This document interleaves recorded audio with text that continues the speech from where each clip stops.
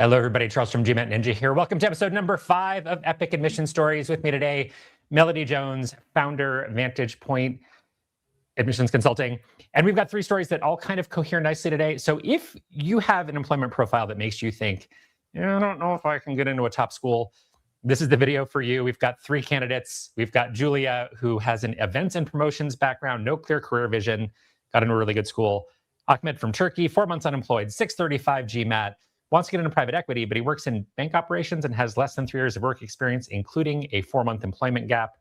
And then we've got James, just 2 years of experience, trying to make a huge career shift from data analytics to real estate development. So we're going to be talking about how Melody helped get these 3 people into great schools, despite these huge holes in their story, huge holes in their employment profile. All right, Melody, thank you so much for doing this. Amazing. Thank you for having me, Charles. It's a pleasure to be here. All right, let's start with Julia here. So go ahead and tell us her story a little bit. Absolutely. Oh, Julia, one of my favorite clients. She was a darling. So what can I tell you about Julia? So Julia certainly had a non-traditional path to business school. Actually, right after undergrad, she was a paralegal. She thought she was going to go down the pre-law route. Realized really quickly that wasn't her interest, and she really liked hospitality and travel. She grew up traveling a lot with her family. And so, of course, the industry is not something you can just walk right into. And so she started where she could, which was in an events and promotions role with kind of a startup, I'll say, hospitality company based out of Boston. And she essentially was helping them launch new restaurant concepts. So super, super hands-on. By launch restaurant concepts, I mean, she's literally in the building, like guiding like where the sheetrock is going to go up, and then all the way to actually making sure all the social media activations and marketing was playing out when it was supposed to, lining up the right influencers to hype up the event, getting the press to cover the opening and to make it a big success, because of course the first few months of a new launch really do dictate kind of the momentum that you build long-term for a new restaurant concept. And so that was her experience. It was a lot of managing hourly employees, coordinating vendors, things like that. So while it was time intensive, it wasn't necessarily the level of intellectual and analytical rigor that she was really hoping for. And so for her, it felt like business school was going to be a really great next step to help shore up that business acumen and to move into more of the development and business side of, I'll call it more broadly, kind of hotels, entertainment, hospitality on the real estate side in particular. And so that was all she knew. So she came to us saying, hey, oh, by the way, this was like December 1st. So we had a month to do all of this, which is great. I was like, all right, you know what? I don't need to celebrate Christmas anyways. And so we started, right where she was. Okay, so you love hospitality. What do you love about it?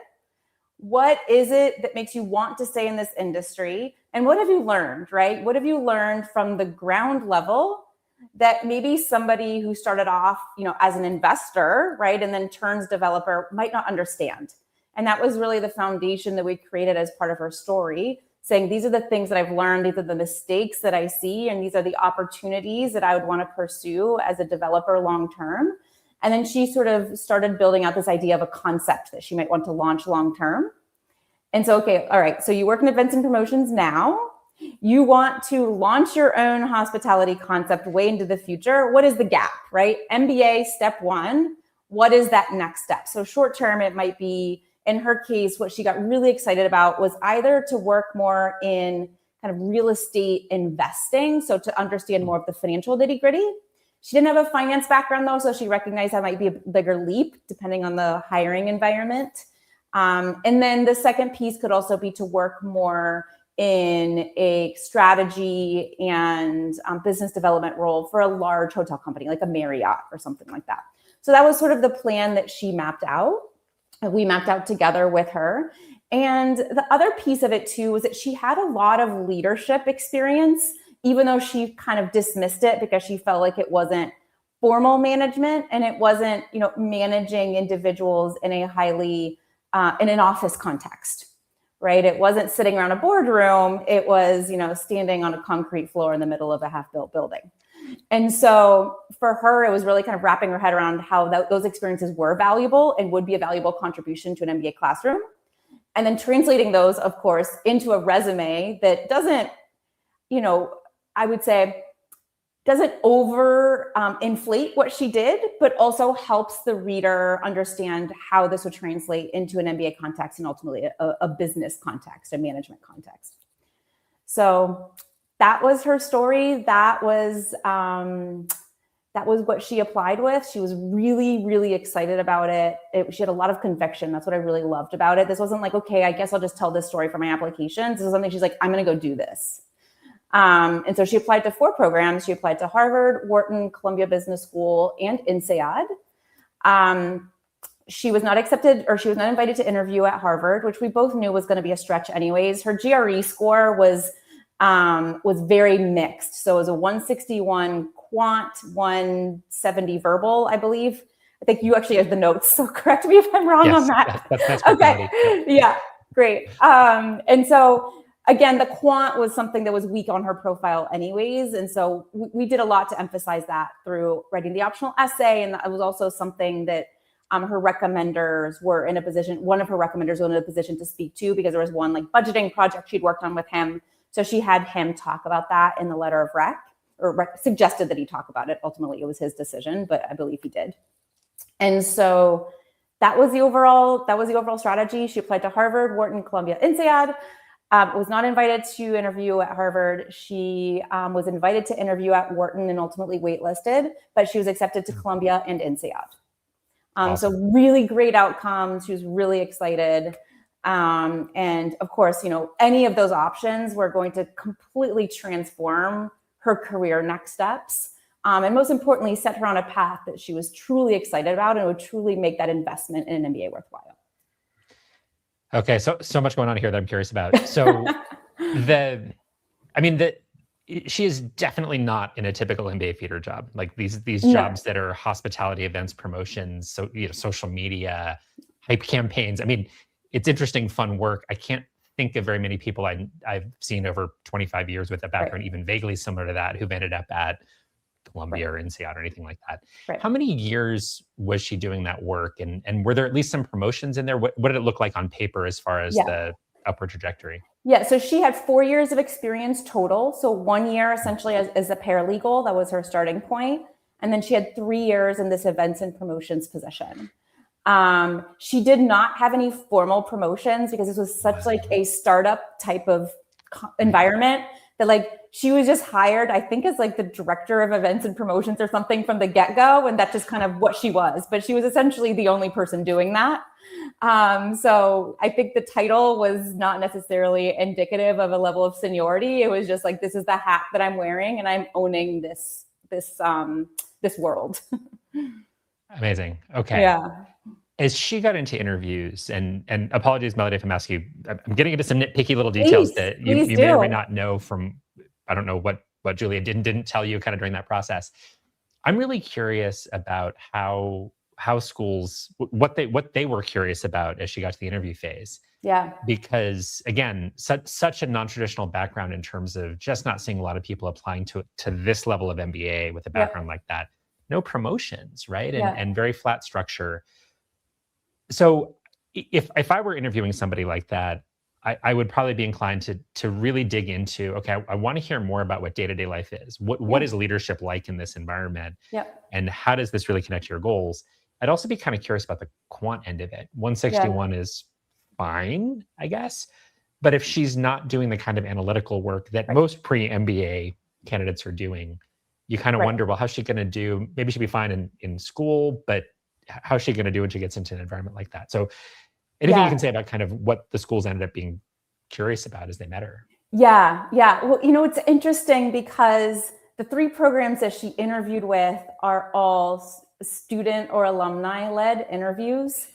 And so those aren't even, even the test score, for example, isn't something that her interviewers would have had insight into. Right.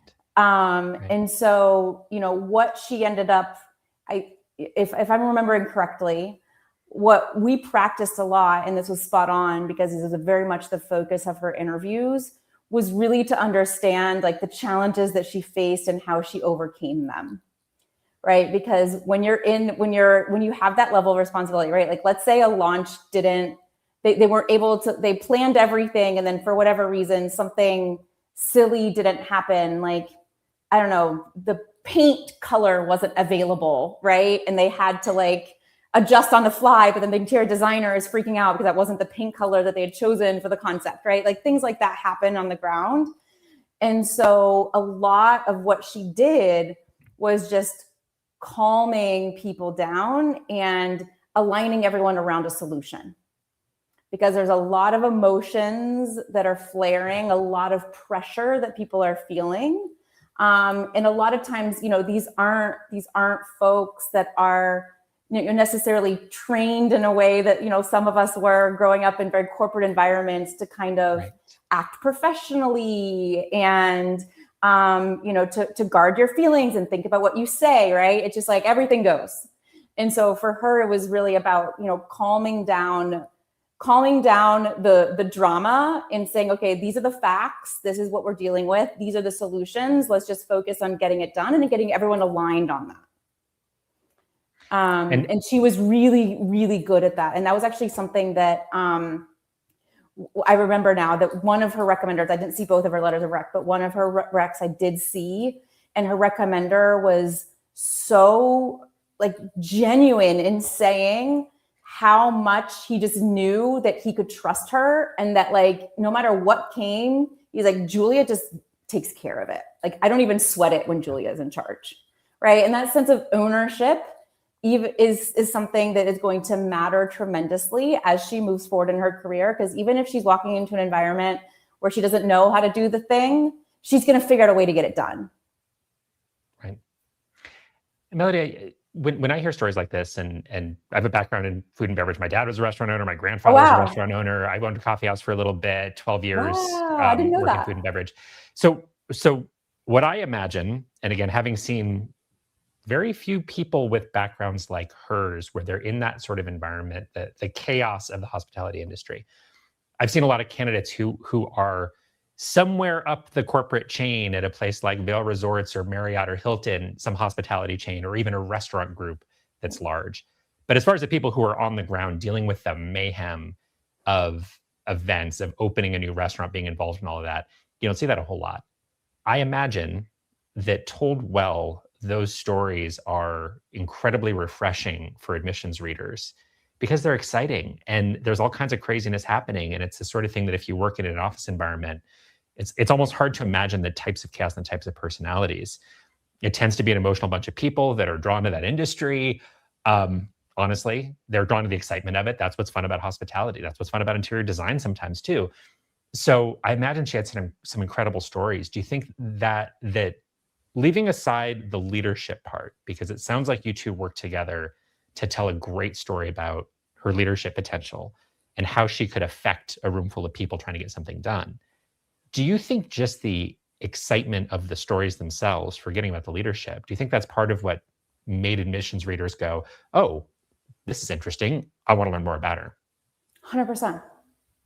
100%, right? I mean, if anything, like, we're all human, there's that curiosity piece, right? Like, what celebrity did you meet that you were most excited about, right? Like, that was my question to her.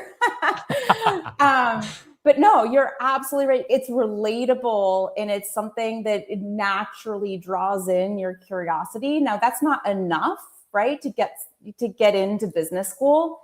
But it is refreshing, to your point, and offers a different lens and a different perspective versus students that are used to, for example, I'm going to pick on my consultant clients for a minute, right? They're solving potentially much more complex challenges, but they're solving them in a spreadsheet, right? Versus solving them on the ground. And both are valuable and both play a role, but I think having the understanding of what it's like on the ground is a perfect complement to that consultant experience, for example, and how can you then come together in an MBA classroom, for example, to debate a case where both perspectives will lead to a stronger solution than one individually. One last question on Julia. So that GRE score, so 170 verbal, amazing, 161 quant. If somebody's watching this and going, okay, we're saying that she doesn't have a strong quant background. Yeah. But 161, I mean, that's pretty good. How do you think about that? So did you feel like that was a strong score or a weak score? What would you say to somebody wondering, well, wait a minute, that looks like my score. Is this okay? Yeah, no, we addressed it. We addressed it in the application. So she wrote an optional essay. Essays is an overstatement, an optional paragraph to address the score directly. Now, so she was a history major in undergrad, pre-law route. So not necessarily quantitative, but she had taken a few, she'd taken calculus and a few other quantitative courses, and she did really well. And she had a high overall undergrad GPA. And so it was a 3.7. And so we pointed to that academic background. And then we did also tell a brief anecdote, the same one that her recommender, we asked them to speak to as well, about a particularly quantitative project that she led that led them to actually make a different business decision than what they originally were going to because of budget constraints. Everyone was just sort of ignoring or just going with gut feeling, where she brought data to the table and said, okay, but this is what the numbers are saying, so we can invest here instead of there. So, it was enough to get her over the hump.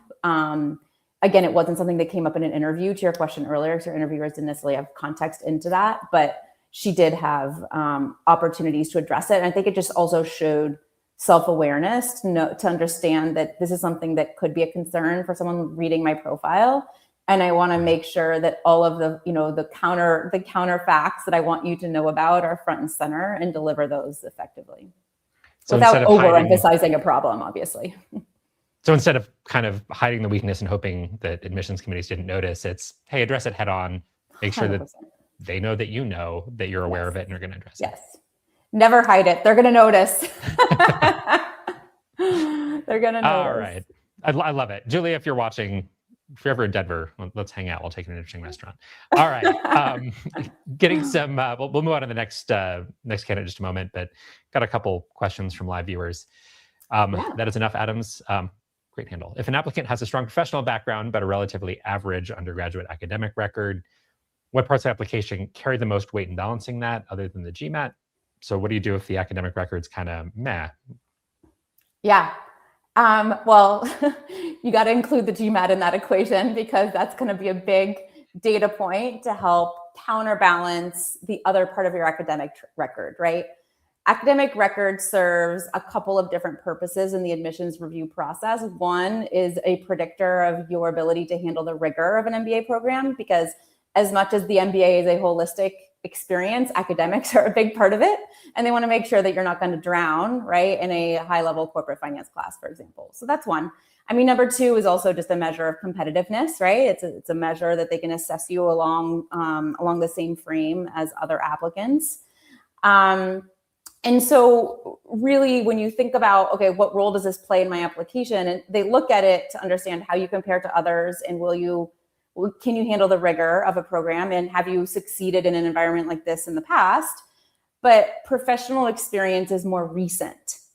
And so if you have a strong professional background and you've been, a rising star or a fast accelerator or progressor, right, in your organization, let's say you were promoted at the earliest possible opportunity, or maybe even faster than historically. You've been promoted multiple times. You carry a lot of responsibility. Maybe you're even formally or informally managing individuals.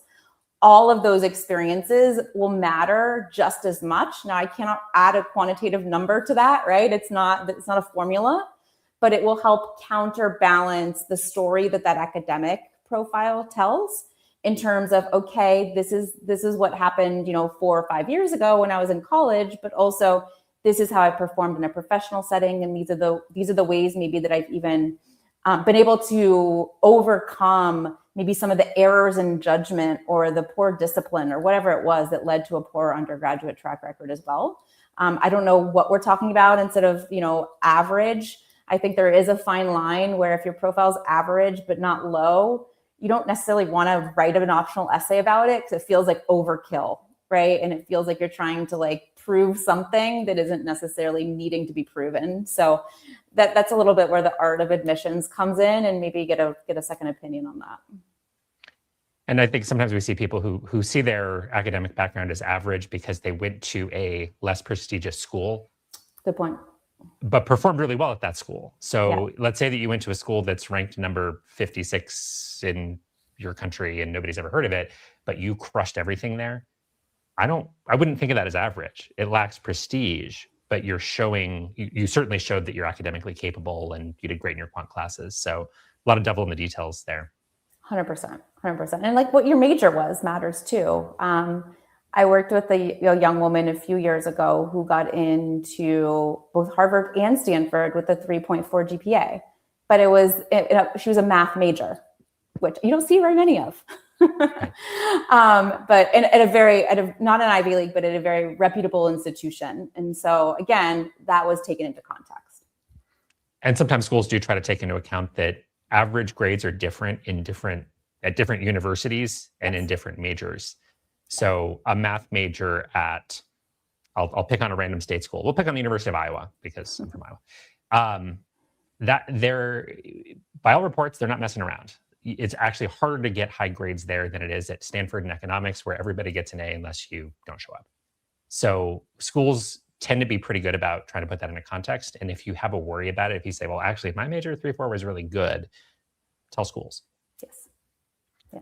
It's always worth a call into the registrar's office just to see, do you have any like average in data or class rank data? I mean, typically they're going to say no, but no sweat off your back to give it a few minutes and just ask, because it's less common in the US, but I think in some other countries that is information that they track more accurately. All right. Student number 2. Fire away, Melody. All right. Amit. Loved him as well. I love all my clients, but he was a joy to work with because he was a huge underdog going into this process. He came to us when he was actually unemployed voluntarily. So he had been working in back office bank operations at a large bank. I'm not going to say which one, in Canada. And he left that role. He did not feel like he saw a future in that role. And more importantly, so he was raised by a single father back in Turkey, and his father had become ill. And so he said, you know what? I am going to move back to Turkey. I am not employed right now, but I'm going to move back, be with my father, and decide what my next steps are. And so that was his journey. So he'd been unemployed when he reached out, and really felt like an MBA was going to be the best possible step to kind of reset his career, right? And go back on a path that was going to be more, I think, more accelerated and more aligned with what he wanted to do long-term. He didn't know what that was yet. And he was actually originally debating between Masters of Finance and MBA. I encouraged him towards the MBA because I believe it's if he's looking for optionality, nothing compares to the MBA. And so that was where we landed, but he was currently unemployed and his GMAT was not great. So he had a 635. 735 would be great. 635 GMAT. So it was tough, right? Because on top of that, he said, okay, well, I really want to go into private equity. I have 2 friends from undergrad. They're working in private equity. What they're doing sounds really cool. So I want that. I said, okay, that's great. Do you know what it takes to get that? And so, a big focus for me and for our firm is we are really, really big on developing career visions and career plans, and not just a story, like the real deal, like what you're going to actually go do after business school, because that is why you're going to business school, right? I think in some instances, and these are the exception, it truly is just about learning and about having the experience and traveling maybe, and a 2-year reset, whatever. That's great if that's your situation. But for most folks, they are very focused on what that professional outcome is. And that was the case for Amit. And so what we started talking about is, okay, if private equity is the goal, we're going to need to take a multi-step plan. You're not going to be able to get there right out of business school. I don't care which MBA program you get into, and we'll talk about, how hard it's going to be to get into an MBA program when you're not employed and your GMAT score is meh. And so let's map out what it would look like for you to eventually land in that role. And then we need to really do some soul searching to understand why PE, because just because your friends are doing it, it sounds cool and they make a lot of money, is not a good reason to do it. And that's not going to fly in an MBA application. And so he accepted that. He didn't like it, but he accepted it. And so that's what we worked on. And so as we started, we started with the long-term first. I think it's always helpful to have that North Star anchor and then work your way back. And so long-term, okay, why PE? What does someone do in PE in your mind, right? Let's start there. And he was right. He's like, I think they do this, this, and this. I'm like, okay, yes, that is what someone does in PE. Where would you want to work? What kind of is it about the industry focus? Is it about wanting to, fund and empower entrepreneurs and founder-led businesses? Like, what is it for you that's exciting about this? And the more we dug into it, he's like, I really want to help formalize, or not formalize, that's the wrong word, but add more rigor and structure and institutionalize private equity in Turkey. Because right now there's like 2 main firms. That's it. And there's a huge brain drain going on in our country right now. And there just isn't a lot of like rigor around due diligence and reporting. And there's very low investor trust. I said, okay, that's amazing. And that was the story. And then I said, okay, tell me more about that. So it turned out that his father, back when my client was in high school, had sold his business and essentially left like millions of dollars on the table because he had no guidance and no understanding of how to scale a business, right? This is kind of back in like the like, I guess, e-commerce or like .com boom. Wait, that timing doesn't quite map out. There's something around technology and innovation that basically had not made its way into his father's company. Therefore, it had to sell at a huge discount. And he felt like if a firm like the one he envisioned had played a role in that, it could have been a very different outcome for someone like his father. And so that was kind of the North Star. I said, okay, that's great. I love this. I love this personal experience that is driving you. And then, okay, so what do we backtrack from there, right? So he's like, okay, well, I don't have finance experience and I really don't want to go into investment banking. Like that might be a plan B, but that's not really a plan A. And so he's like, I really want to go into consulting first because it's much more important for me to get the operational experience and understanding first, and then use a consulting background to move more into like portfolio operations, maybe at a European or even at a US based firm, and then eventually parlay that experience and bring it back to Turkey where I can, kind of bring those learnings from a developed marketplace back into a more developing marketplace. So he was really excited about that. I was really excited about it because it was something he believed in. And that translated really nicely into his essays. Now, the other thing we had to do is talk about the unemployment, because while the personal circumstances are understandable, it could also come off as being a little bit irresponsible and a little bit impulsive in short term. And so what he didn't mention during our intro call that I learned along the way is that his grandfather had what we'll call like a family office type of investment fund that had just been like kind of set and forget for like a really, really, really long time. And so he went in and basically helped them make a bunch of changes to tax optimize the structure, to change the legal structure, to like reallocate the portfolio, to do a lot of things to help make sure that it was going to be an asset that would continue to live right past that generation in the family. And so that is what we then plugged the gap with on his resume. It's like, okay, you weren't getting paid for this, but you did this. There's real impact.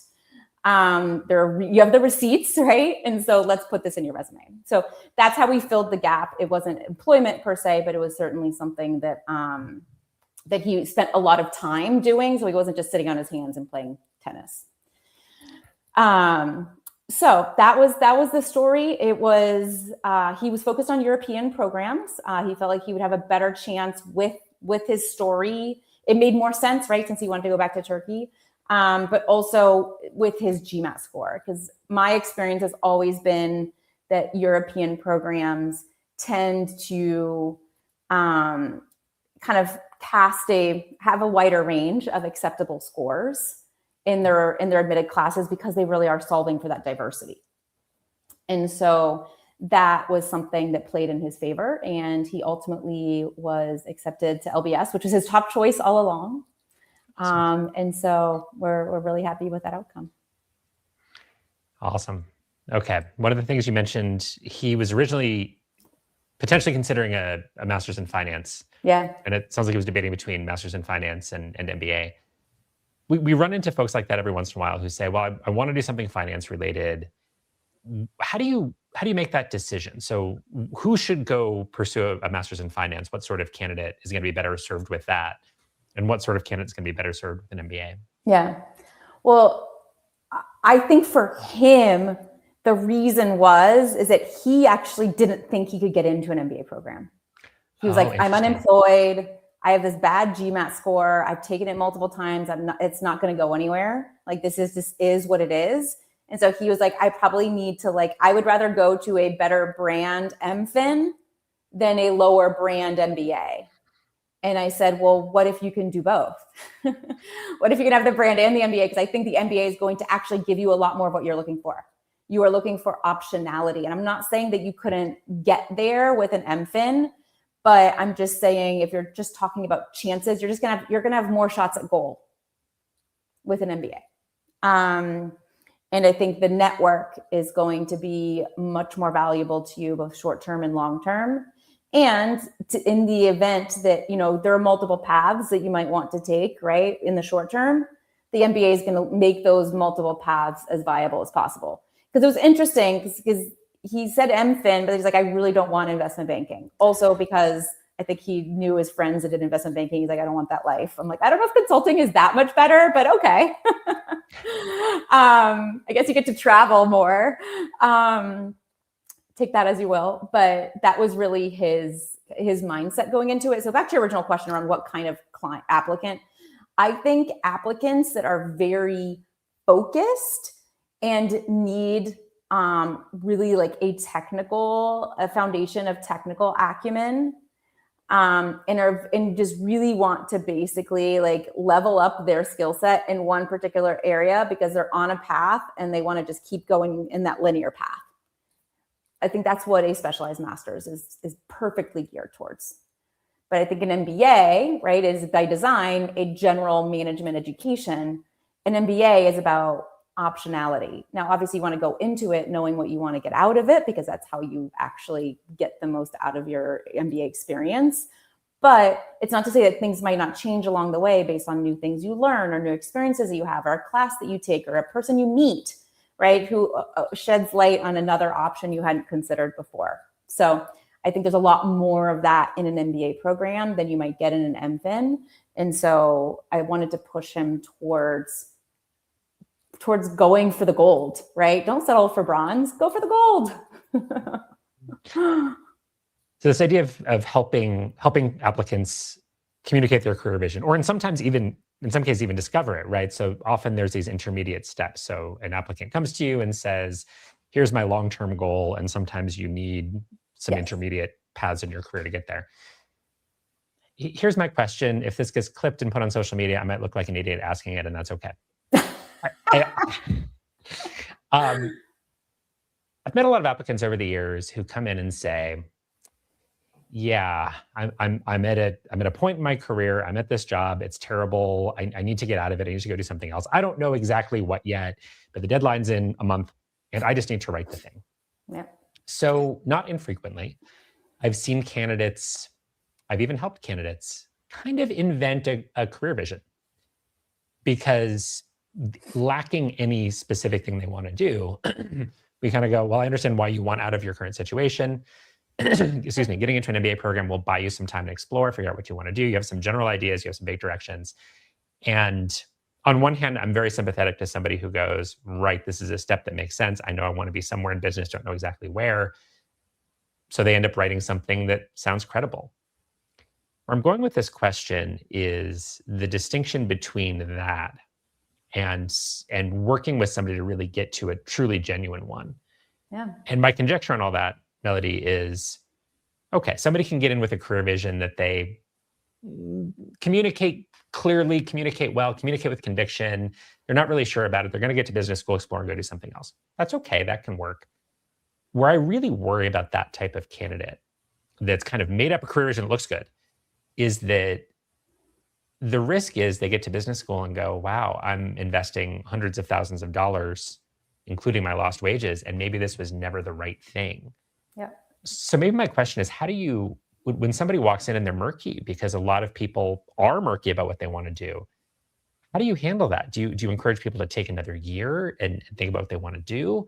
Do you do your best to get to something and let them go explore? How do you think about that for people who really aren't clear, even about the long-term goal? Yeah. I do tell them that you need to wait until you have that clarity. And I don't mean you need to wait another year, right? Maybe it just means you punt from round 1 to round 2 to give yourself a little bit more time to do that research, because you are selling yourself short if you don't do it up front, right? You're risking making a mistake, and not that, it's a mistake if you go to business school and don't land your dream job. There are other outcomes, of course, but you are selling yourself short. And if you want to get the most out of this investment, you need to know what that North Star, that goal is in the first place and why you're there. And I think another piece of it too, that I've seen as a kind of shift in the admissions landscape over the last few years is so much scrutiny on applicants' career goals. And what used to fly maybe 3 years ago when it was easier to get a job and everyone was like, having multiple offers to choose from, and business schools were feeling really good about their student outcomes or their employment outcomes, it's a little different now. And so even if you can fake it, I think the chances of being convincing in that faking is less and less. Can you translate faking it into an interview context? That would probably be my next question. But then once you get to school, you are going to lose in recruiting because you're competing against the people who did do that work. Right. And I think that's another piece of it, that this is something I grossly underestimated when I went to business school myself, which was not 2 years ago. So I'm dating myself a little bit. But I still see this all the time, is that what you forget is that in recruiting, you are now competing against the best of the best. And you might be competing with somebody that has more relevant industry experience or functional experience than you, right? Who also is now going to have the same, amazing M7 or whatever brand name on their resume. So why should somebody pick you over them? That's something you need to have thought about before you actually, walk into an intro chat or a coffee chat or whatever, because that train leaves the station pretty much 2 weeks after you get to school, especially if you're focused on consulting. And for those who've never heard that before, Melody is being literal here.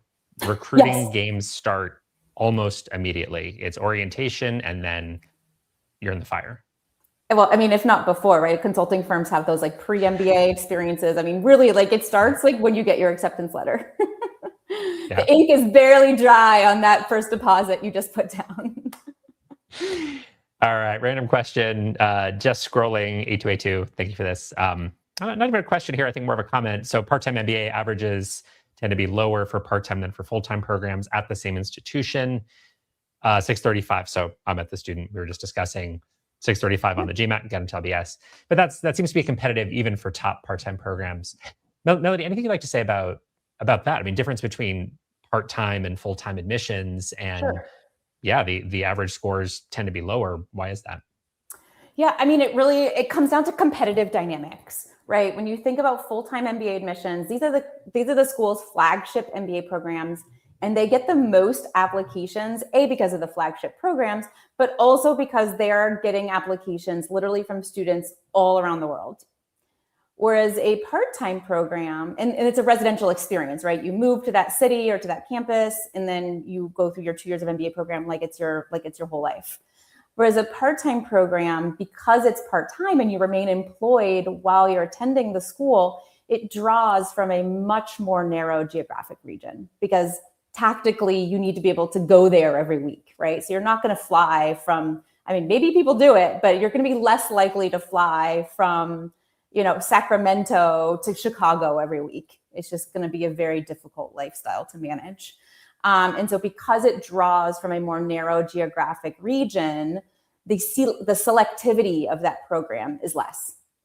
So even though the caliber of the professors and the academics, right, and all of the offerings of the school are going to be in line with what full-time students get, give or take the program structure, ultimately the selection process is just less competitive because they get a lot fewer applications drawing from a more narrow geographic region. So that's really what you're seeing. Awesome. Thank you, Melody. Ready for number 3? Okay. James. All right, let's talk about James. So another career story. So James was young. So James came to us when he had 2 years of work experience. He was actually referred to us by one of his undergraduate classmates who had worked with us the year before, who was a few years ahead of him in school. And he was like, listen, my friend told me that I need to wait a couple more years to apply, but I don't want to. I want to apply right now. Can you help me? And so my first question is, okay, why do you want to apply now? Why the urgency, and what do you want to do after business school? And it turns out that he wanted to pivot from data analytics to real estate development. Super connected, right? So tell me more about why real estate. Where does that come from? Do you have any experience in real estate development? No. Did you intern in real estate development in college? No. Have you ever taken a real estate class? No. So tell me why real estate. And actually similar to Amit, is very much a personal story. So he had several family members, including his grandfather, who had a real estate portfolio between a country in South America and New York City. And he wanted to he saw a bigger vision for that portfolio, for what he wanted to accomplish.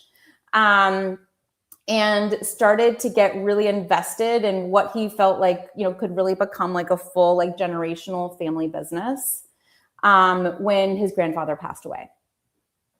And so that was like the impetus for him. Like he was very close to his grandfather. And I think he kind of had like a quarter life crisis when his grandfather died, if I'm being honest. And he was just like, this job that I'm doing right now is totally fine. Like I'm competent. I'm actually doing really well at it, but I want to like build something that's going to like leave a legacy, which is a really mature kind of realization to come to, right? When you're like 25 years old, I feel like people realize that when they're 50. But that was his stance. And he's like, but I don't want to just go into the business. I could, right? Like my dad would say, okay, sure, come work for me. But I don't want to just do this out of default. And I don't want this job to be handed to me just because of who I am. I want to earn it. And I actually want to have real value to add. And right now, in my current role, I don't feel like there's a lot of value I can add on day one. And so I want to go to business school. I want to shore up my business foundation. And I want to work like at a large real estate company so I can learn about the industry, learn about finance, learn about development, learn about all of the different pieces of it, so that I can then join the portfolio, 5 years or so down the road, ready to hit the ground running and having credibility with the team. And so that was his story. The gaps were then, okay, so I understand your why. And I really appreciate that you're really coming to this with not wanting to just like default into the next step. But now let's create the case for like, why would a Heinz, for example, hire you? Right? Like real estate's a little bit of this like no man's land where like they're not anti-MBA, but they don't have an MBA pipeline similar to like consulting, right? It's very relationship driven. And it's kind of like, oh, if you have an MBA, that's nice, but like, what can you do or what have you done that's relevant to me today? And so he was really focused. What we talked about is you need to, focus on MBA programs that are going to give you the opportunity to develop hands-on experience from day one. because, your internship recruiting process is not going to probably start in September because there aren't these long pipelines like there are for established recruiting industries. So you basically have a runway of your fall semester to get experience so that when you start interviewing and recruiting for internships, call it in January, you can say, this is what I've done. And in the meantime, he did start working with us early. In the meantime, if you don't have professional exposure to real estate, you need to start getting involved from an extracurricular standpoint like yesterday. And so the Urban Land Institute in New York. So he joined the Urban Land Institute in New York. He also joined like a young real estate professionals association and started attending events, met people that gave him opportunities to like take a look at some of the work, like more like shadowing, just to better understand what they were doing from a professional standpoint. And so while it wasn't resume building, it was still helping fill in the gaps in his story and gave him something to talk about in an interview when he was developing his career goals. So that's what we worked on as part of the application strategy. But ultimately, he was accepted to both Columbia and Wharton, both powerhouse real estate programs. Those are my two top choices for him. So that was a really great outcome. And focused on real estate. Actually, I just saw on LinkedIn, he landed that exact internship that we wrote about in his application. So he's doing well. That's amazing. When would you, so the question we had earlier about, that came up with Ahmed about a master's in finance versus an MBA. Real estate, it's an even smaller field as far as the number of people who are wandering through some sort of graduate program on their way to real estate. Very, very tiny proportion of MBAs end up directly in real estate. How would you think about that decision? So when should somebody choose a real estate master's degree versus an MBA? Yes. And that was an option that he was actually concerned he might need to address in his application. He was like, do I need to actually say like why I'm not pursuing a master's in real estate? And I said, no, I don't think you need to waste word count, right? Like these applications have very limited word count, shrinking every year. Don't waste time explaining why you're not doing something, but just our job is to build a really strong airtight case for why the MBA is the best fit, right? Kind of the other side of that coin. But the reasons why he wasn't as interested in a master's in real estate, and I agreed with this, is again, just because of the scale of the network and the fact that he didn't want to just do real estate, right? He wanted to build an empire, right? And so, yes, through real estate, but he wanted to build a business. So he's like, I need to know more than real estate, right? Like I can learn real estate through a master's, but it's not going to actually teach me how to run a business and how to lead a team and how to, if I want to start expanding this beyond family members, what is that going to look like when it's still a family-led business, but we're wanting to start, building career paths for other people within this organization. I need to think about that. And those are things that I can start to pressure test in business school. And that's not necessarily something that would be explored in a real estate program. On a personal note, so my husband works in real estate finance and actually did the NYU Masters in Real Estate. So he did talk to him about it, the program, just to give him a little bit of a sense of what his experience was. But it, again, just reinforced that the MBA is the right path for him. All right, random question, not related particularly to James. Looking at part-time MBA M7 programs, currently employed, married. Transitions out of part-time programs. So saying that you want to transition from something else into investment banking, or more generally, this is a question I hear quite a bit from people who are considering a part-time program. Plenty of people go do their full-time MBA knowing that they have 2 years, they have an internship in the middle, typically, if you're going to your programs. So you can make that career change off of a full-time MBA. Plenty of people do it. What about part-time? It's structured differently. So if you want to make that transition and get recruited for something different, investment banking, consulting, tech, whatever it might be, does that work? How does that work? Yeah, no, it's a really great question. And I think the biggest question that I have back for you, just scrolling, is what are you transitioning from? How big of a leap are we talking about here? Because if it's less of a leap and more of a micro right turn, a lot more credible, and I would feel a lot more comfortable with that story in a part-time program versus, something completely unrelated to finance and wanting to leverage a part-time program in order to execute a shift. Now, I will add a big caveat to that. it all depends on the individual and on the how. And so with a part-time program, because there aren't these established recruiting pathways like you talked about, Charles, you need to be really clear on how you plan to pull this off. And that comes to speaking with current students, and it also comes to understanding how the program supports students in recruiting. Because that is one big difference between different part-time programs, is they do actually offer very different levels of recruiting and career support. And so you really want to understand what that looks like for the schools that you're targeting, and then speak with students to see like, hey, like maybe you didn't switch jobs, but do you have any classmates who did? How did they do it? What did they go about? Like what, relationships they need to start building right now in order to make that happen, and then prove that, right? And talk about that in the application. Like, this is my plan. I'm not relying on you, MBA program, to make this happen for me.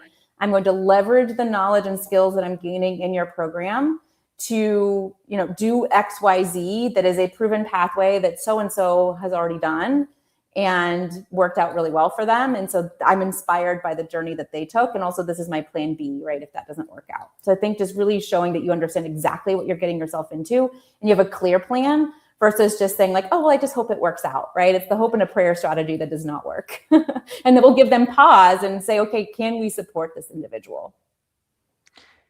I sometimes run into candidates who are approaching the part-time MBA as kind of a backdoor or some other non-traditional structure. So something like Columbia, for example, has their J-term program, starts in January. You blitz right through, no time for an internship. And is it less competitive when you look at the statistics? Typically, yes. I mean, average GMAT scores are lower, et cetera, et cetera. I would be very careful if you are thinking of some program like that, a one-year program, a shorter program, a part-time program, as a backdoor into a big name MBA program. I'd be really careful because yes, you'll get that, maybe with a lower GMAT score, you'll have a shot at a program with that fancy name. But if it's the wrong fit for you, that's a big problem. So don't think of it that way. If part-time fits because, again, in your case, just scrolling 82, you're employed and married. Part-time might be the best lifestyle choice. Just be really careful, everything Melody just said about trying to make sure that you understand what you will and won't get from it. I think it's absolutely crucial because we've seen a few people make the mistake of saying, well, I'm not quite competitive for full-time, so I'll get into part-time. And that is not a good reason by itself. Yeah. You got to really take ownership of that career journey and not have any expectation of the school being able to facilitate very much. And obviously, if they do, it's a happy surprise. All right. Melody, where do people find you?